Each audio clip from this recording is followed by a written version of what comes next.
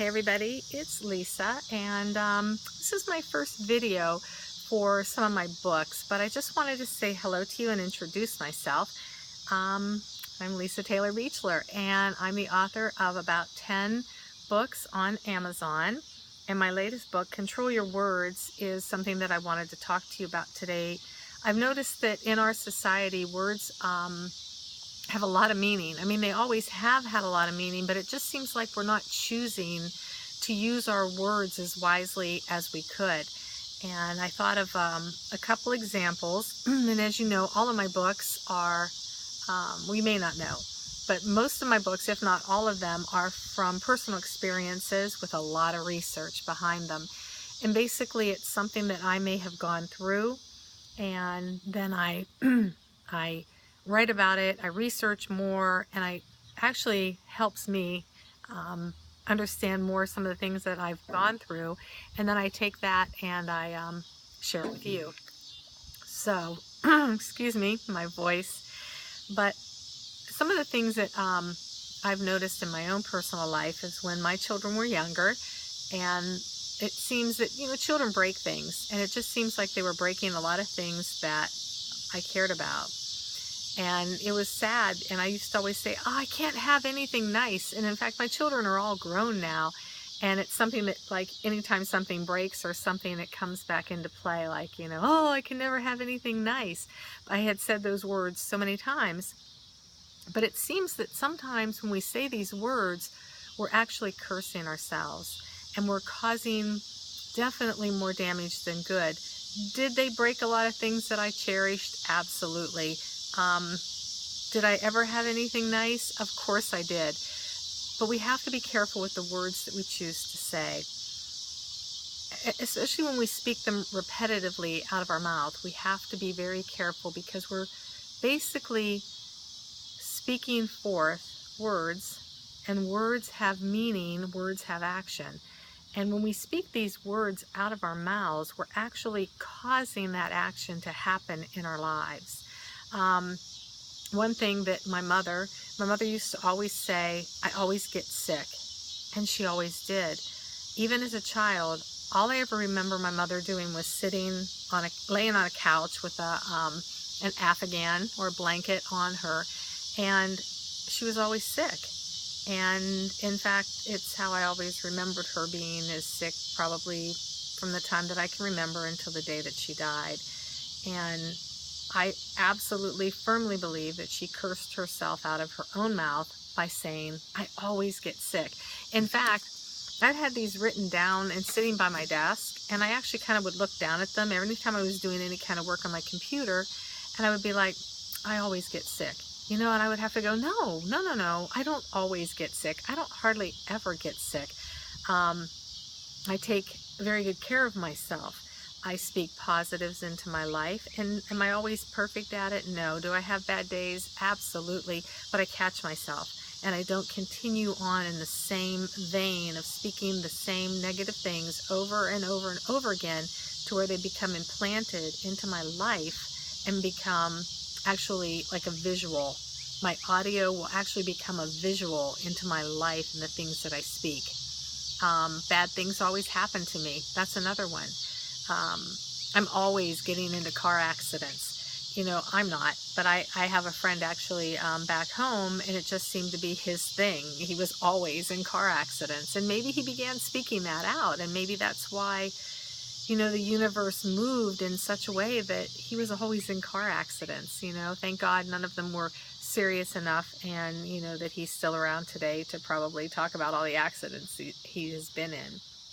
So we have to be careful with our words. And I'm going to leave you a link at the bottom, because Dr. Emoto, he had a brilliant study where he spoke words and they were frozen.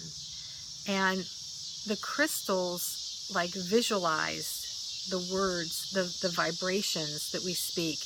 And it was amazing that the good words that we speak, they were beautiful. They were like snowflakes and crystals, and just, you know, everything was like, if this side was beautiful, that side was beautiful. And then if he spoke like negative words, like There's some examples: gun, hate, I can't think, sick.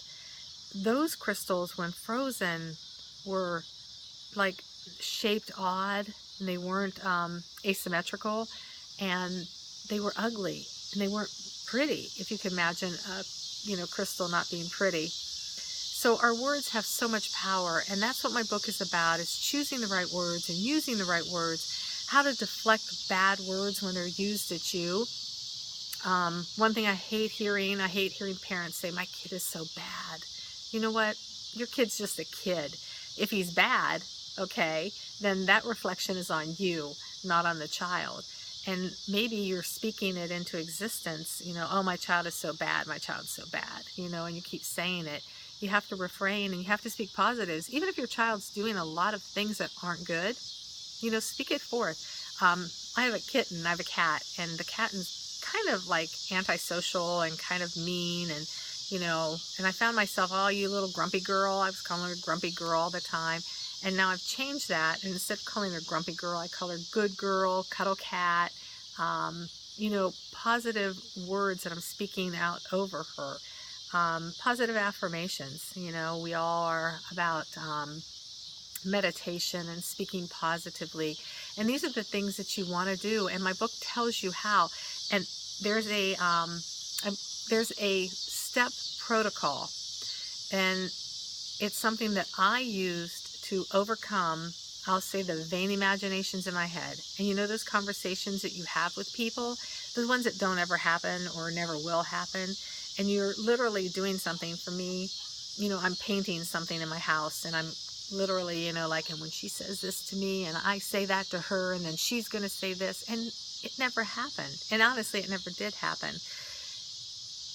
I have a step protocol that's in this book that will absolutely train your mind how not to do that anymore. So what you want to do is get my book, and I'll leave the link down below, and it will show you how to control those imaginations. You don't have time for that. You know what I'm saying? Your brain has so much more things to do than to dwell on conversations that'll never happen, to dwell on yesterday's news, to dwell on that negative thing that somebody spoke at you. So it takes time and it takes practice, but I can show you how to overcome that, because I overcame it. So I just wanted to introduce myself. I'm going to be doing this probably for a few of my books, or maybe just this one. And every time I come across a situation, where dealing with words, I'm going to share it with you. I just want to share and help people. That's why my books follow mostly self-help. And if I can be helped by something, I know that you can too. So give me some feedback. I'd like to hear from you, and I'd like to hear what you'd have to say. And other than that, I wish you the best day ever. You can hear them in my backyard, and I'm kind of being drowned out by all the locusts and crickets and bugs and everything. But it's powerful, and it's wonderful. And today's been a great day, and I hope you have a great day and a great tomorrow. And I want to hear from you. So follow me at lisanicole.com. Got some surprises coming up. Sign up for the newsletter. It comes out once a month, generally on Mondays, and I'll be introducing you to a lot of things and to me. And that's about it. So have a great day, and I will talk to you later.